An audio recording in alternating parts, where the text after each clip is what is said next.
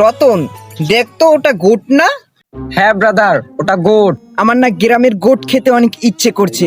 আমি ঢাকা শহরের গোট খেতে খেতে অনেক অস্থির হয়ে গেছি, গায়ে একদম জ্বালা পোড়া হয়ে গেছে। দেখতো ওকে ডাক দে তো। আচ্ছা ব্রাদার, ডাক দিতেছি।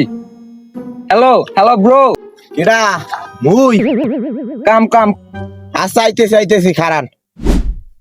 ভাই কি হ্যাঁ ব্রো, তোমার গোট কি বিক্রি করবা? গোট? গোট কি? হ্যাঁ, এটা কি কোনো জিনিস? হ্যাঁ, গ্রামের ছেলে খ্যাত ইংরেজি শব্দ বুঝি না। আরে তোর ওই গোট মানে ছাগল, তোর ছাগল বিক্রি করবি?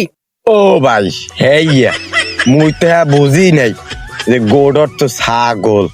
হ্যাঁ, হয় ছাগল তো বেচমু, তাহা লাগবে 230টা। আপনি দিতে পারবে? হোয়াট, আর 30? সেটা আবার কি জিনিস? ব্রাদার, ওরা গ্রামের ছেলে তো তাই কিছু বুঝে না। 830 মানে 280 টাকা।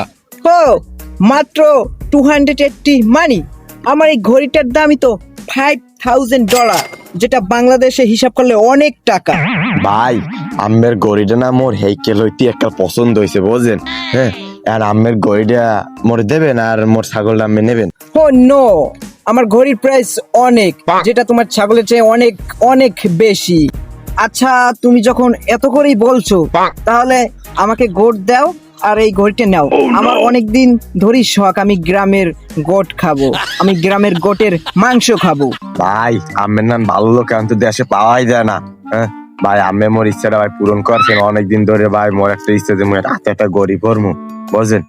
ভাই আমের একটা আল্লাহ বাসাই রে। আচ্ছা ঠিক আছে ব্রো, কোনো সমস্যা নাই, এই নাও। ভাই দেন, ভাই দেন দেন, ভাই ভাই দেন।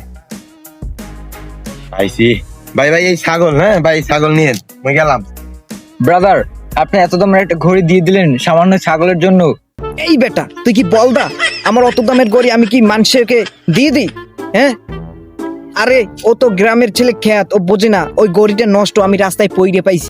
হ্যাঁ, ওরে ছাগল দিয়া গড়ি আনছি কি মজা রে, মায় আজ গো খুশি হইয়া পিঠা খাওয়াইবে।